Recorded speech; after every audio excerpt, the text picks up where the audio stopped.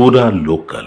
నమస్తే, welcome to పూరా local. Gaddar గారి కూతురు డాక్టర్ వెన్నెల తెలంగాణ రాష్ట్ర సాంస్కృతిక సారథిగా ఎన్నికైన నేపథ్యంలో ప్రస్తుతం మనం డాక్టర్ మరియు డైరెక్టర్ మన్సూర్ ఖాజాతో ఉన్నాము.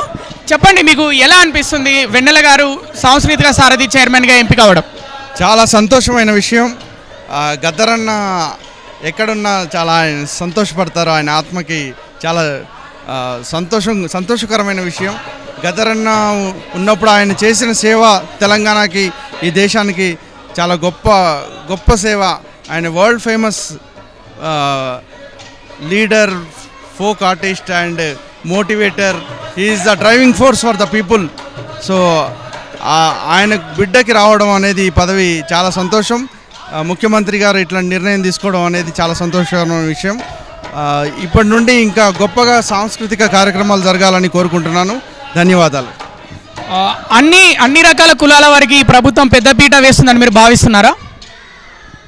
ఇప్పుడు ఇస్తున్నట్టే కదా, అన్ని రకాలుగా జరుగుతుంది, ఇంకా జరగాలి. ఎస్పెషల్లీ బీసీ, ఎస్సీ, ఎస్టీ, మైనార్టీల నుంచి ఇంకా చాలా పదవులు ఉన్నాయి, చాలా పోస్టులు ఉన్నాయి, ఇవ్వాల్సిన అవసరం ఉంది. ముఖ్యమంత్రి గారు పరిగణలోకి తీసుకుంటారని ఆశిస్తున్నాను. ఇట్లనే ఇంకా చాలా పోస్టులు వస్తాయని కోరుకుంటున్నాను.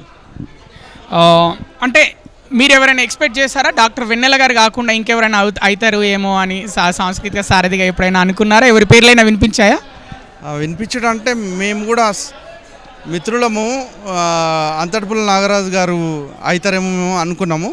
కానీ వెన్నెల గారు కూడా అవడం కూడా సంతోషకరమే. ఫర్దర్ కూడా అంతర్పుల అవకాశం కల్పించాలని కోరుకుంటున్నాం. రాబో రోజుల్లో ఇప్పుడు కొత్త ప్రభుత్వం కాబట్టి ఇప్పటికి 11 నెలలు పూర్తి చేసుకుంది. సాంస్కృతికంగా రాష్ట్రం ఏ విధంగా అభివృద్ధి చెందబోతుందని మీరు భావిస్తున్నారు వెన్నెల గారి సారథ్యంలో? ప్రస్తుతం వరకు అయితే కల్చరల్ డిపార్ట్మెంట్ నుంచి చాలా కార్యక్రమాలు జరుగుతున్నాయి. ఇప్పుడు కూడా చాలా బాగా జరగాలనే కోరుకుంటాం. మన రాష్ట్రం కదా, మన రాష్ట్రం చాలా గొప్పగా వైభవంగా విలసిల్లాలని కోరుకుంటున్నాం. వెన్నెల గారు ఆమె సారథ్యంలో గొప్పగా కార్యక్రమాలు జరగాలని కోరుకుంటున్నాను.